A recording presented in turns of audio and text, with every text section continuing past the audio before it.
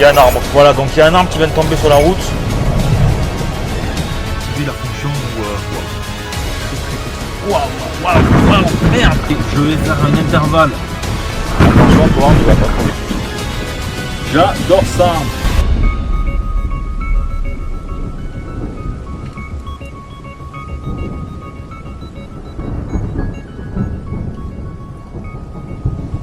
Salut à tous les amis, c'est Seb et bienvenue à cette petite vidéo improvisée où on va chasser l'orage. Donc je viens de repérer une petite cellule qui se déplace vers ici. Donc là du coup il est 22h45, donc c'est un poil tard. Mais on va quand même essayer de la faire. Donc j'ai pris l'appareil photo, j'ai pris juste mon iPhone, donc du coup la qualité est pas géniale pour filmer en facecam à l'intérieur de la voiture. J'ai l'appareil photo avec le trépied sur le siège, j'ai pris la housse parapluie. Donc normalement j'avais repéré un spot qui devrait être intéressant vu la trajectoire de l'orage. Donc du coup je vais tester d'y aller, je sais pas trop parce qu'il y a une forêt juste à côté, donc en fait ça sera au-dessus de l'autoroute, ça sera sur un pont.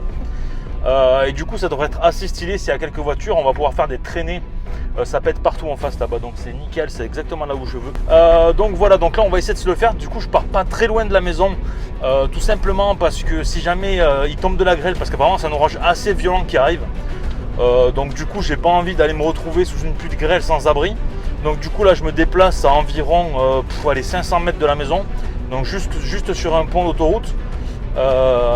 Et on va essayer de se garer tranquillement dessus et essayer de voir arriver l'orage en fait face à l'autoroute. Et si on peut avoir quelques jolis impacts de foudre sur l'autoroute, donc un peu plus après l'autoroute, du coup ça sera plutôt pas mal. Alors le problème c'est que le trottoir est vachement haut. Donc là je vais stationner 30 secondes parce qu'en fait je suis au-dessus de l'autoroute, donc il y a de la circulation. Alors ça pète un peu derrière et un peu devant, mais je ne le vois pas tellement là où je veux, donc je vais aller à un autre spot. J'ai un autre pont d'autoroute, donc là on va faire demi-tour. En fait il y a des orages partout, en fait on est un peu encerclé ici. Donc là on est du côté de Montauban et on est sur l'autoroute qui fait Bordeaux-Toulouse. Donc du coup il y a beaucoup d'orages, je vous ai pas dit, on est le 19 juillet, donc il est quasi 23h. Donc là je vais faire demi-tour ici. Bon du coup on change de programme, le pont sur l'autoroute c'est mort parce que l'orage il n'est pas placé comme je pensais par rapport à la trajectoire de l'autoroute. Ça aurait été un joli spot mais ça passera pas. Alors soit l'orage je vais surveiller sur les radars, soit il passe en dessous d'ici et là ça sera possible, soit il passe en plein sur nous.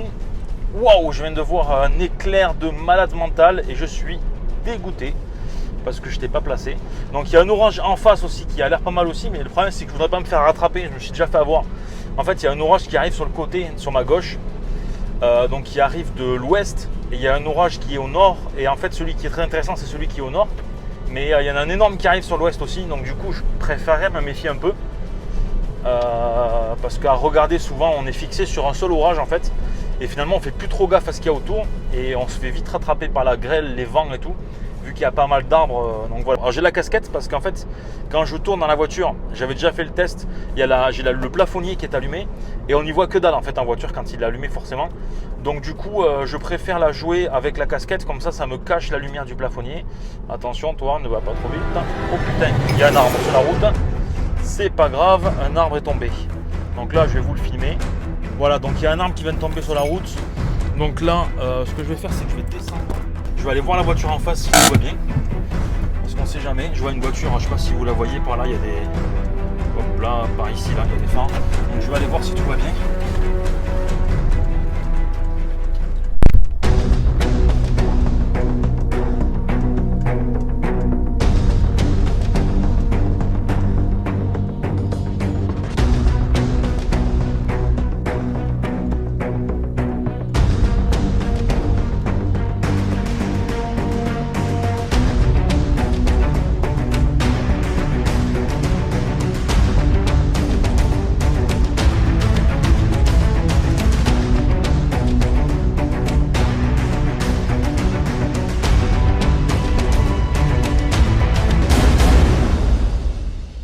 Bon, eh bien les amis, on vient tout juste de finir de couper l'arbre. Donc du coup en fait il est tombé juste avant que je passe.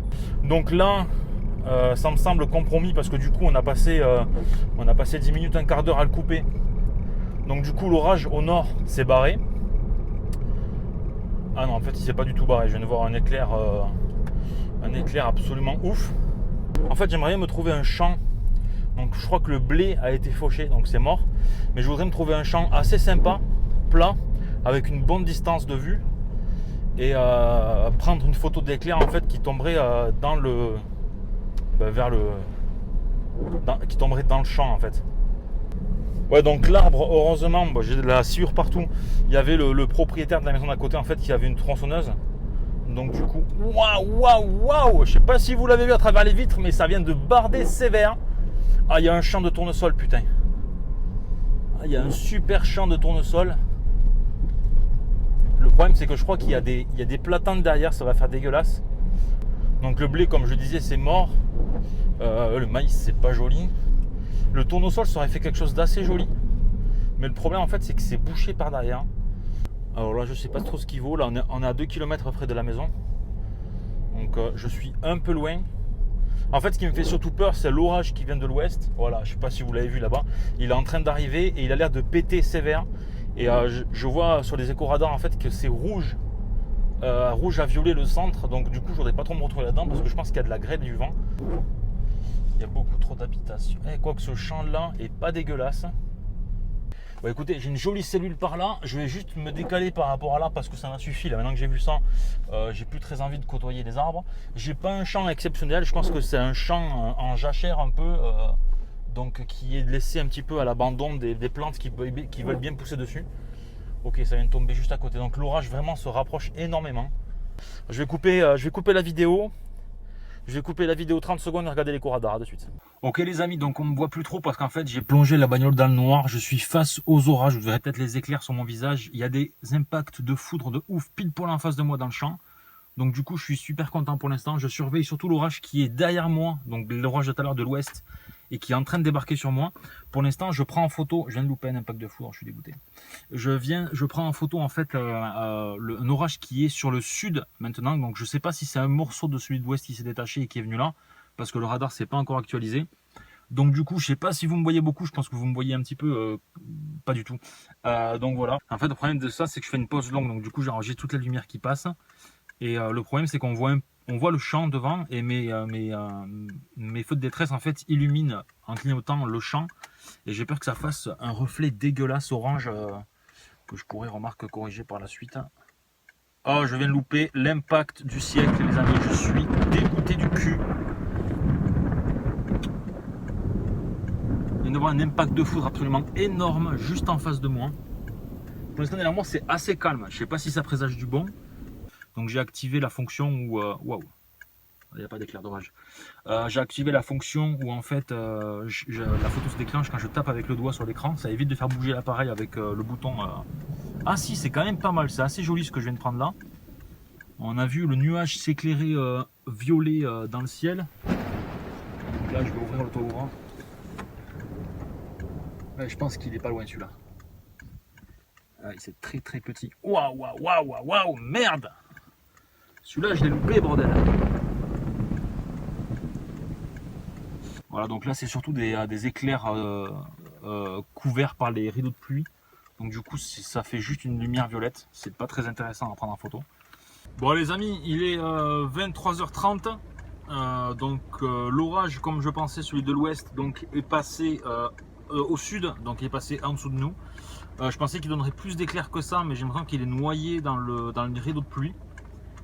Donc du coup c'est un peu moyen, bon tant pis, c'est pas grave, j'en ai quand même eu quelques impacts, mais c'est pas aussi fou que ce que je pensais. À cause de l'arbre en fait je suis arrivé un peu tardivement sur le spot, donc du coup là j'ai fait les photos que je pouvais, c'est pas exceptionnel, ça a tapé quand même, c'était loin. Je suis un peu déçu, je pensais que la cellule passerait un peu plus proche de mon tauban que ça. Et du coup j'ai pas forcément les impacts que j'aurais voulu. Alors j'ai l'impression que les photos sont troubles.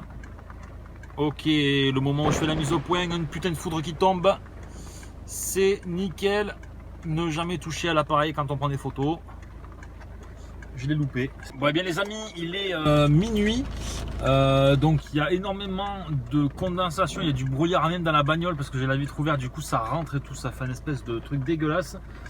J'espère que ça va pas trop me foirer mes photos parce que finalement en fait il monte assez haut cette espèce de condensation. En fait, j'ai le trépied posé entre le tapis de sol et un pied du trépied sur le fauteuil. Du coup c'est complètement merdique comme setup et j'ai un peu du mal à faire des jolies photos. Ce qui me fait chier finalement et que je perds beaucoup de photos, c'est parce que la télécommande j'ai pas réussi à la programmer correctement. Donc je vais tenter de la remettre. Mais tout à l'heure je sais pas, je me suis chié sur un bouton et du coup ça m'a saoulé et je l'ai viré. Ben, je vais peut-être essayer de la configurer. Je vais la configurer avec vous, je sais pas si vous verrez grand chose. C'est du cristaux liquide, alors si vous voyez un petit peu. En même temps je déclenche l'appareil photo parce qu'il faut pas que je perde une miette. Voilà. Donc la télécommande ça sert à quoi? Ça sert à prendre des photos à intervalles réguliers, donc automatiques. Donc par exemple si je lui dis de prendre une photo toutes les secondes, elle va me déclencher l'appareil photo toutes les secondes pour qu'il prenne une photo. Donc c'est pratique, du coup on n'a pas besoin de s'occuper de l'appareil photo, on le laisse faire, il fait tout seul. Dessus on peut aussi régler ce qu'on appelle le posemètre, donc le temps d'exposition de la photo. Ça permet de faire des photos, moi je fais des photos près de 15 secondes là. Donc du coup vu qu'il fait nuit, on peut prendre des photos de 15 secondes. Et du coup ça enregistre la lumière qui tombe, du coup il ne faut pas que l'appareil photo tremble bien sûr, mais ça enregistre tous les éclairs en fait qui tombent et ça permet de ne pas se faire chier à faire par exemple comme je faisais avant quand j'avais pas de matos, à faire une vidéo, et à extraire les images de la vidéo. C'était dégueulasse parce qu'on n'avait pas les éclairs très jolis. Donc voilà, donc ça permet ça. Donc comment ça se présente? Donc du coup en haut vous avez tous les petits modes à régler et la photo qu'il faut enclencher. Je suis désolé, c'est un merdier ce soir, laisse tomber. Donc du coup le premier donc c'est le début, donc ça on s'en bat les steaks. On va régler donc le bulbe, donc c'est le temps d'exposition. Donc là je vais le régler à 20 secondes. Je vais le régler à 15 secondes, ça sera peut-être bien. Ok, ça c'est validé. Je vais faire un intervalle. Ça va péter. Là ça va péter. J'éteins le moteur. La foudre est tombée à 1 km, même pas. Un peu. Putain, j'adore ça. J'adore ça. Donc l'orage est complètement décalé finalement. J'avais pas fait gaffe qu'il était parti si loin. Du coup il était pas du tout dans le champ. Donc du coup l'intervalle je vais le régler à 1 seconde, ça suffira. Le nombre de photos qu'on peut régler aussi, donc là je vais le foutre en mode automatique au maximum. Et je vais virer ce son qui me fait particulièrement chier. Voilà.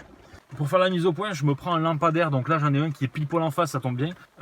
Donc du coup, je vais faire la mise au point dessus pour avoir une mise au point à peu près correcte. Je vais attendre que la photo se termine. Je viens de déclencher une photo de 15 secondes, c'est génial. La télécommande, je vais appuyer sur Start quand je voudrais. Et normalement, si tout se passe bien, il devrait me déclencher des photos. Je vais appuyer sur le Start. Voilà, ça vient de se déclencher. Et là, j'ai le compteur qui défile. Hop, je sais pas si vous allez arriver à voir. Voilà, vous voyez les secondes. Donc ça, c'est le temps que l'appareil photo prend la... Attention, il est bientôt fini. Hop.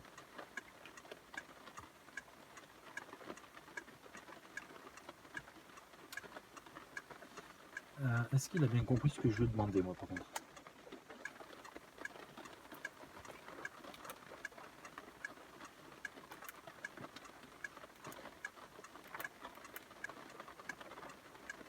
Ah oui, alors le truc très con que j'ai fait, c'est que je me suis pas mis en bulbe.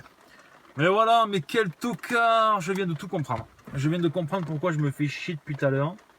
En fait, c'est parce que je suis pas en mode bulbe. Voilà, là je suis en bulbe. Donc là voilà, c'est parti. On arrive aux 1 seconde. Voilà, il vient de se déclencher et il reprend une photo directe derrière. Voilà, et ça on peut le laisser tourner tranquille. Et j'ai plus besoin de toucher à l'écran. J'ai loupé beaucoup de photos. Parce que à déclencher avec le doigt, en fait à chaque fois j'ai une relecture automatique de l'image que j'ai pas désactivée. Donc à chaque fois que je prends une photo, il me l'affiche en plein écran pendant 1 ou 2 secondes.